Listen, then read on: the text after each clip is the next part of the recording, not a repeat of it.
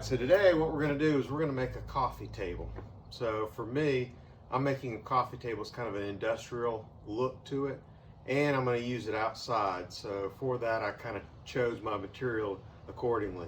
So for it being outside and easy maintenance, I'm going to use cedar for the tabletop. And then for the industrial look, I've gotten galvanized pipe you can get from the hardware store with all the pieces that kind of screw together to the flanges and that type of thing.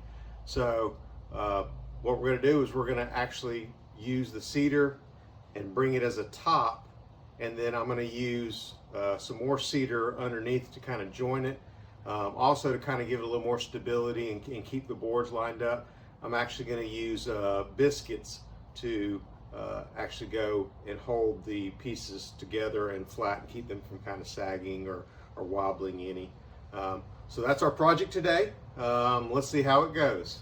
I go over the material that I'm going to be using. So I'm going to use some 1x6s cedar for the top. So I've got two 8-foot pieces, and I'll cut them in half, and so that way I'll actually have the width of the table 4 wide. And then I've got a 1x4 that I'll actually use underneath to kind of tie it together, and that'll also be what I'll screw in the legs into as well. So the galvanized pipe that I've got is some 1/2 inch, 18 inches for the legs, and then and it's all galvanized metal, and then the flanges will be the feet. So there'll be one on the foot and then one that I actually screw into the board.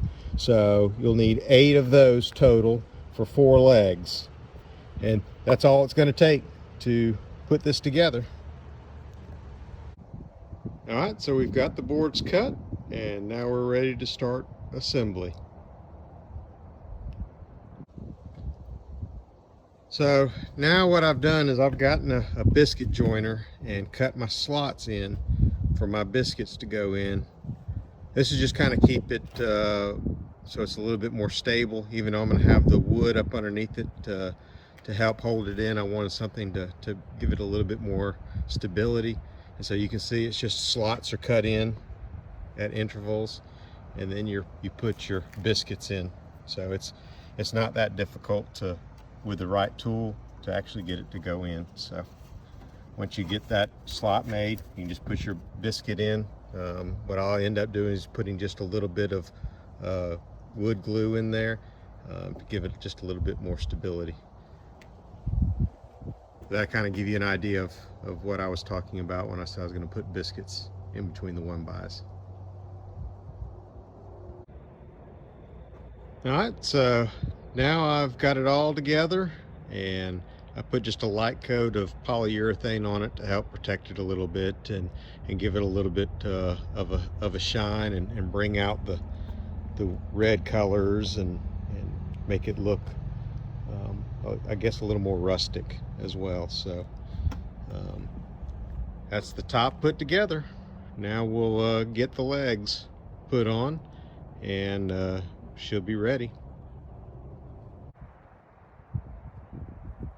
All right, we're ready to wrap this project up. So underneath, after we've already got the top put together, got the polyurethane on it, and it's good and dry, so I can flip it over and lay it on that surface. I've put 3 boards across. Those are those 1x4s that we've got. Cut them so it's just a little bit short. I didn't want to have it all the way up to the edge, because if it was all the way up to the edge, it would just, I think, would take away from the look. So I wanted it recessed a little bit. So I equally recessed it across, so that way I now have a good stable secure connection underneath. And then I've also have a platform in which to put the legs on. So these are those galvanized flanges that we purchased. So we have 8 of them. So these are where 4 of them will go. They're going to go on the each end of the table, and I've measured it out and got it kind of centered.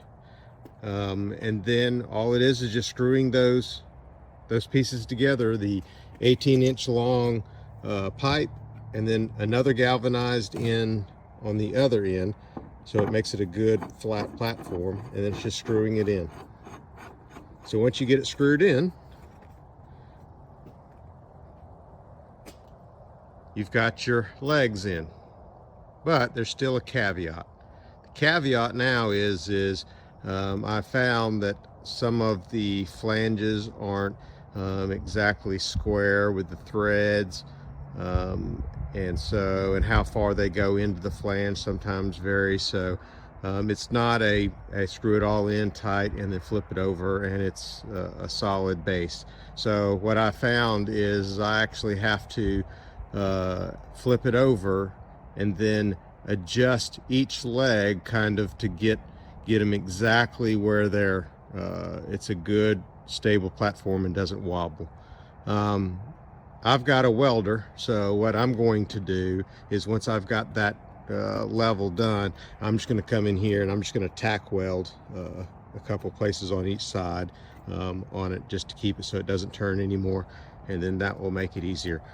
You don't have to tack weld it. It's just since I do have a welder, that way I don't have to worry about it in the future coming unscrewed if I move it a lot or pull it across the deck or something, causing it to come loose a little bit. So if not, I'm sure you could do some epoxy or something in there to kind of make sure that it doesn't move.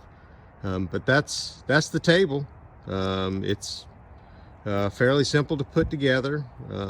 It gives it kind of a rustic look, and I think that being outside with it being cedar, that you'll find that it will be a long-lasting coffee table, so to speak, for outside use. It can be used inside too, so if you want to add it to your inside living room, or even a guest bedroom, so they can use it to put their suitcases on. It's a great idea for that too. So I hope this was helpful, and I appreciate your time.